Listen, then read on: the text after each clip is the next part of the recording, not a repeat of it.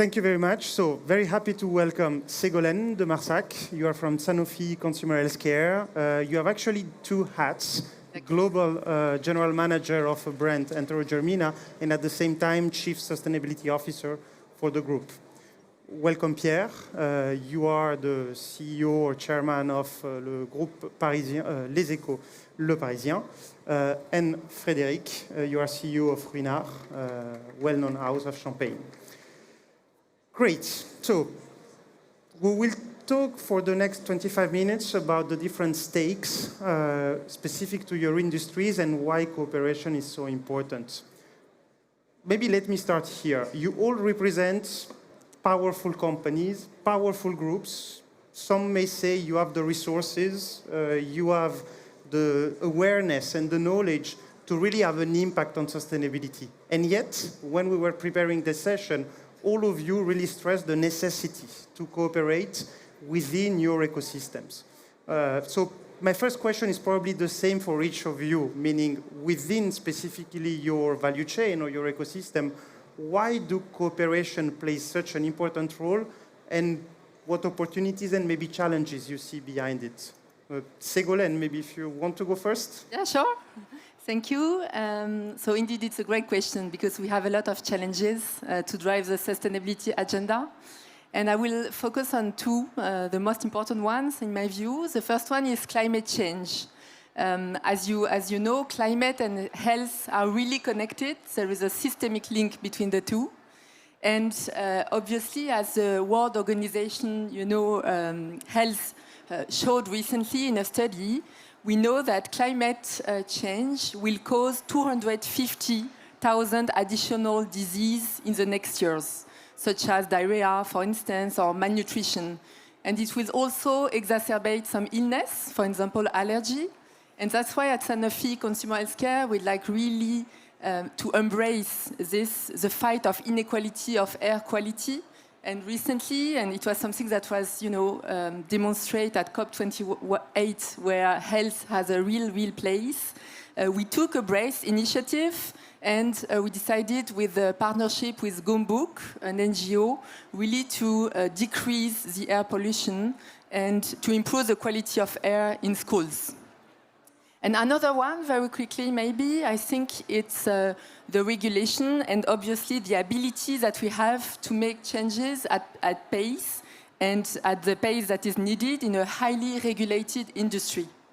So I don't know if you're aware, but at Consumer Healthcare, 87% of our products are OTC, so over the counter.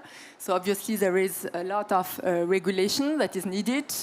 And safety, efficacy, and quality will always remain the first priority that we have. But as you can imagine, the regulation is not the same everywhere across the globe, so it's taking time, to change at scale and to drive changes that we want to have. And for instance, just to give you two very concrete examples, we cannot use post-consumer use materials because of the medical grade. Or we know that today we decided to remove all the leaflets for food supplement, but today it's not allowed in some countries to do the same for drugs, because obviously we need to accompany especially elderly people who cannot have access to the information with digital solutions.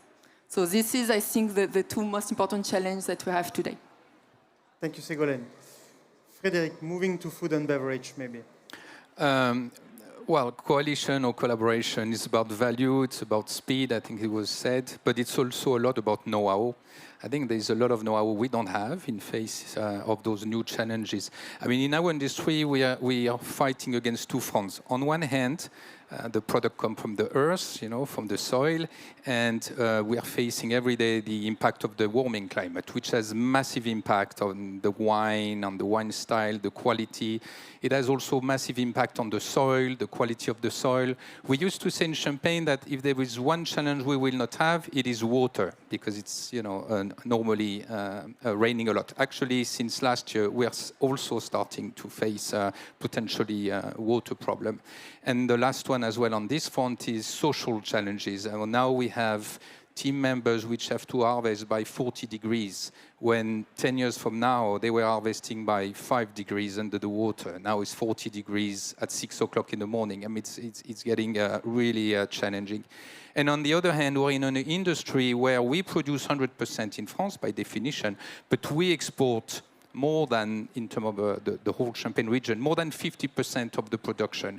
And therefore, it is rather heavy bottles because of the pressure inside, so you need heavy bottles. So there is massive challenges in terms of transportation, CO2 carbon emission. Not mentioning that the recycling in the various countries is totally different. In France, we are quite very good, 86% recycling of the bottle, but you go to Japan, 5%, you go to the US, 25%, Canada, 20%. So we are sending bottles in countries where there is no recycling, basically. So that's an enormous challenge.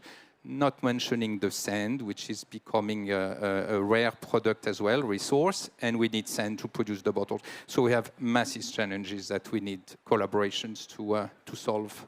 Okay. Maybe Pierre, when it comes to the media and the role you play, how do you see your role and the necessity to build cooperation and collaborations? Well, first of all, regarding the role, we have a lot of good stories that come from our colleagues. Our game is really to tell about the things that happen in the world. So we try to bring out the right facts, so have the good stories also from these people producing changes. We try to put the facts forward, and we try to help deciphering, understanding also what's going on. So actually, it's a mixed business of facts on the one hand and narratives on the other hand. And so we feel that with the variety of newspapers that are within the group, Les Echos, Le Parisien, radio also, and many others, all of them in their own field have to give the narrative. It's not been, let's say, too complicated to have this narrative since the changes have started happening so rapidly. I mean, over the last 5 or 6 years, everybody has understood what was going on and knows in which direction the planet is going. But the difficulty for us sometimes is that our newspapers, even if, let's say, every second French person will, over a month, be in contact with one of our titles, a newspaper is never as efficient maybe as one large Netflix series or one large movies. Don't Look Up, for instance. It's interesting to say that it has brought a lot of changes in people's minds because it was so grand public, it was so open, large audience, that it was very impactful. So we need to be telling stories consistently over years and years, sometimes adapt what we've said by saying, okay, guys, we were saying that it's going to take 5 years, but actually it's going to take 3 years before we have a problem. So you need to change the narrative also alongside the road.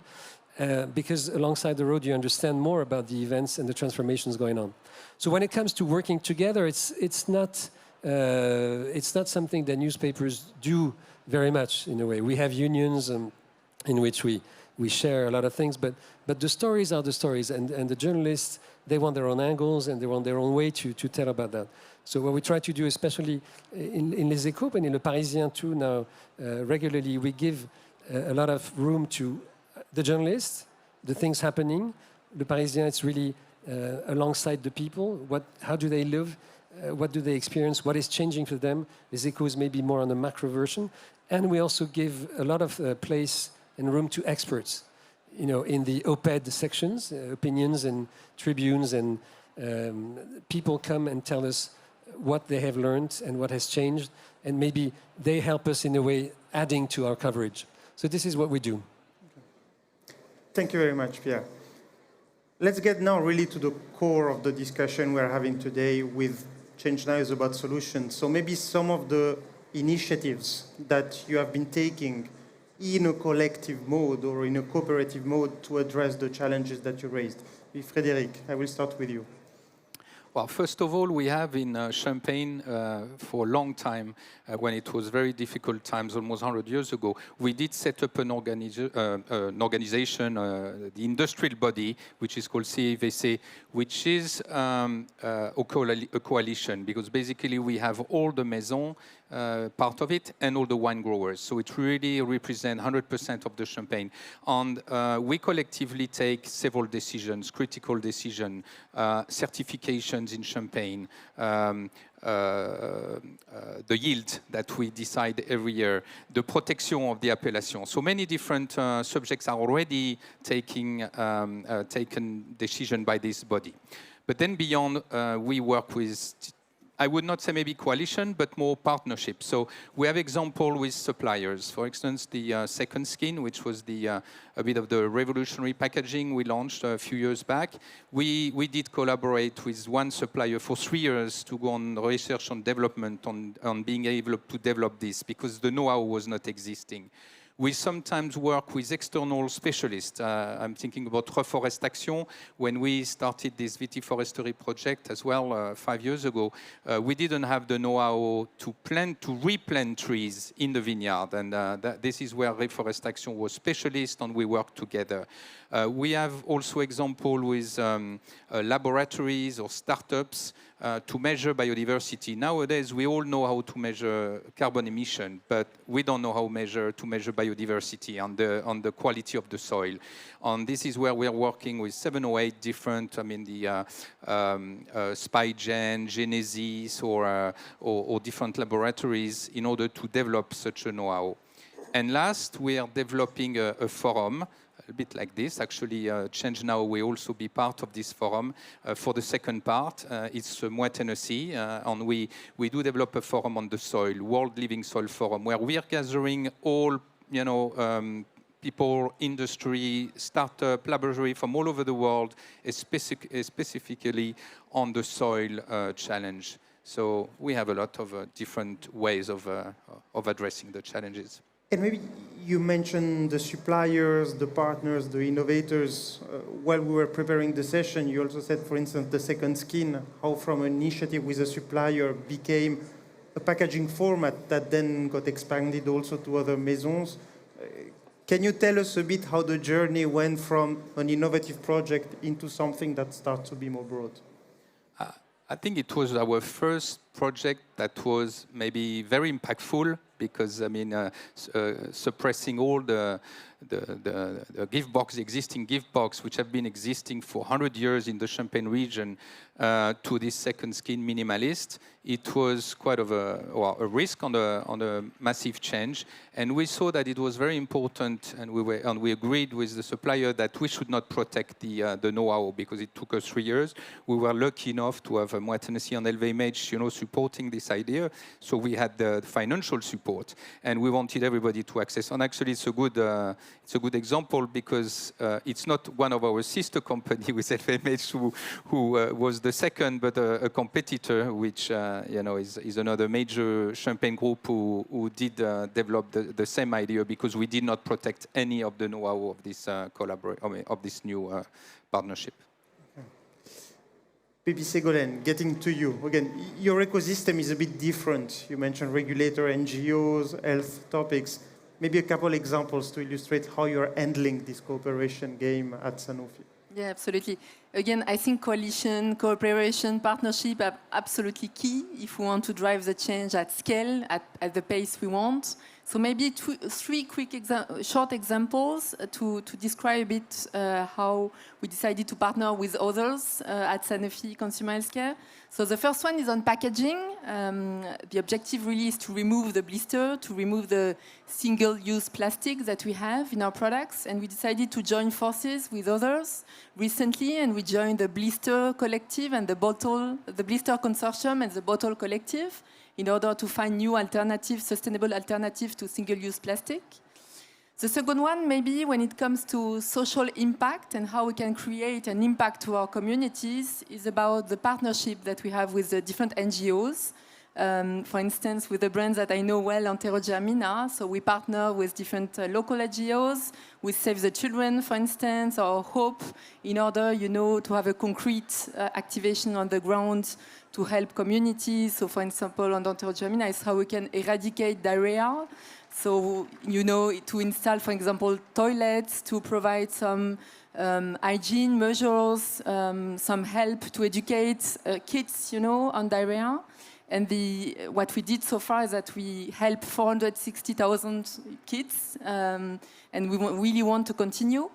And the last one, I would say that we created recently the Share Care Collective. So it's an advisory board, an external advisory board with 4 members with different backgrounds in order to challenge us, to help us, to think about how we can move forward, how we could, change the way we are operating, to get external feedback.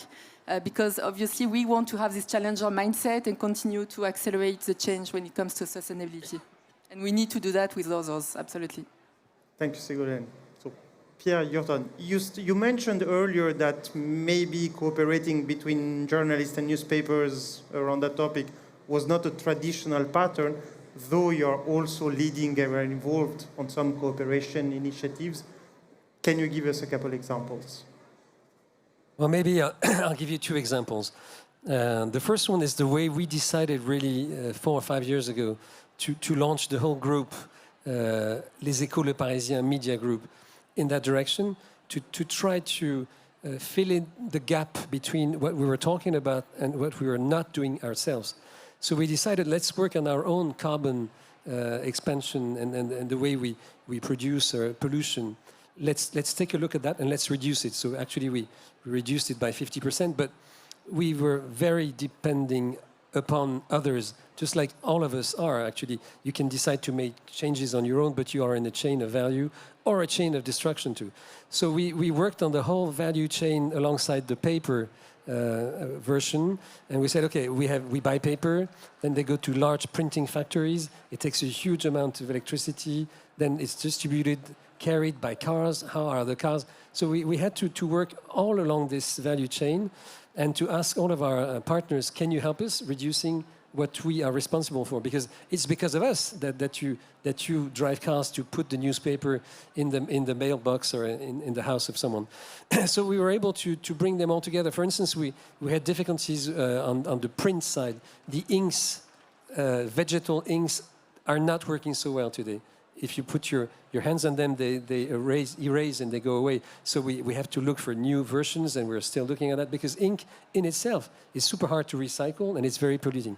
So we decided to do this, and actually it was a way also to manage the gap between what people were doing at home, our journalists, our people overall in the company, and what they were doing in the company. At home you do recycling, you have separate bins, and in the office you had nothing that was giving you an opportunity to be responsible in this way. So we've changed this. That's one thing. We've changed, the second thing is we have changed the proportion of articles dedicated to what is environment and what is climate change and what is ESG. And actually now I've started counting. I've stopped counting, because when we started, it was like we had 2% of articles, 3%, 7%, 10%, and now almost no topic can be dealt with without the angle of the planet, the sustainability, and what you're going to bring. Even sports, if you look at skiing, if you look at leisure, mountain leisure, it's completely impacted. So the proportion of articles that have a green or ESG dimension has vastly increased, and that's very good. And last topic, but maybe we will say a bit more later on, we're going to launch a completely new thing on the 11th of April, so very soon coming now, with large partners, among which SNCF, Veolia, Bouygues, and the BCG too, by the way, I think. We're going to launch a thing called 2050 Now, which is going to be a whole new media completely dedicated to the coverage of the world's and the planet's problems, and also the changes that we are working on and that everybody is trying to introduce. It's going to be both a media with newsletters, and also a place, a venue, if you want, where people can meet and where training can happen. So 2050 Now is going to appear, and it will be a great addition to what is already done to a vast extent by all of our media today. But we cannot do enough. First of all, because the good news is that our readers are interested, and it's also what drives us. It's not something that we do against their will. We cannot seem to be giving them enough information about that. That's good, because as we mentioned, everybody's help is needed. And we cannot seem also to to explain that everybody is in a chain of responsibility. You know, even if Frédéric does huge and very successful efforts in what he does, if right next to the vineyard someone puts chemicals away, he will not be able to control that. So we need to be all responsible at the same time and work in the same direction. That's what we're trying to tell. Thank you, Pierre. The three of you mentioned different stakeholders with whom you are building the partnerships. I don't know. Oops. Okay. You mentioned the suppliers, you mentioned the NGOs, the employees of the company, and so on. One key to get things at scale is also the consumers or customers. And I was earlier at a roundtable where, around food, by the way, where it was really stressed the challenge that there is today to get consumers into changing their behaviors and adopting also more sustainable behaviors. Maybe building on your experience, how do you make it basically to also build that cooperation with your customers or the consumers to make sure that then whatever sustainable is developed within the companies can get scaled with your consumers or customers? Maybe Frédéric. Well, we have different programs, but I guess because we're running short on time, there is one which is maybe the most visible, which is our collaboration in the art world. So we like to work with engaged contemporary artists because we believe they have a way to express, to raise awareness, and to talk to your heart, or I mean to the heart of the people who sees the art pieces. And we believe that's a powerful way of really getting faster and faster the sensitivity of the general public. So we do work. We have different programs, and we do present them around the world, and that's critical. But maybe if I just take 20 seconds, I think the most important part is at the end of the day, I mean, you have the power to make the decision. We have the power every day as consumers to make the power and make your choice when you are in a store or in a restaurant or wherever to choose one product to another. And I think that's the most important. You're all convinced, but so many people are not convinced that we need to be extremely active in spraying this world. Thank you. Maybe Ségolène. Yes, I fully agree. I think everyone here is a change maker. So I think it's not only on us, but it's on everyone and each and every one of us here today. So to educate, to promote these sustainable behaviors, to influence regulators, to influence policymakers, to drive this change. And it was interesting because recently we put in place a partnership with TerraCycle, in the US and the UK. And we to recycle, the materials that is not today recycled. And we realized that only 9% of the waste that we expected was sent. So it shows that, there is still a long way to educate, to explain to consumers what to do, to promote, responsible use of medicine, as well as we were doing recently with the campaign on Doliprane. So it's really on us, on you. So we really count on you to help us to drive this change. Maybe Pierre, to you the final word. Ségolène just mentioned educate as one of the priorities.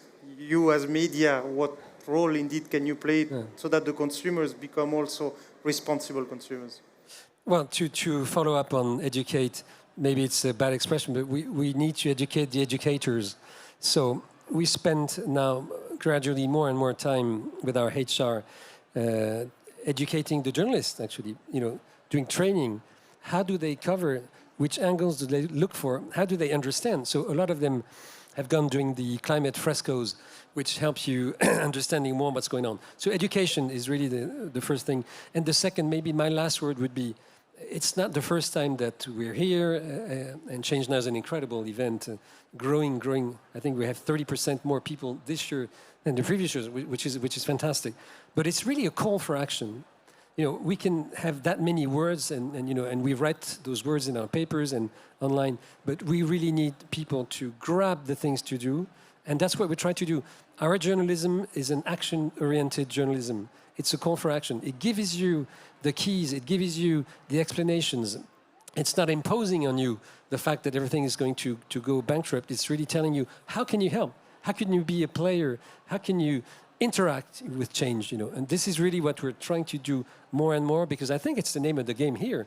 You know, you need to change, and everybody needs to be a part of that. Thank you very much. Thank to the three of you for sharing your perspective with the audience. Thank you.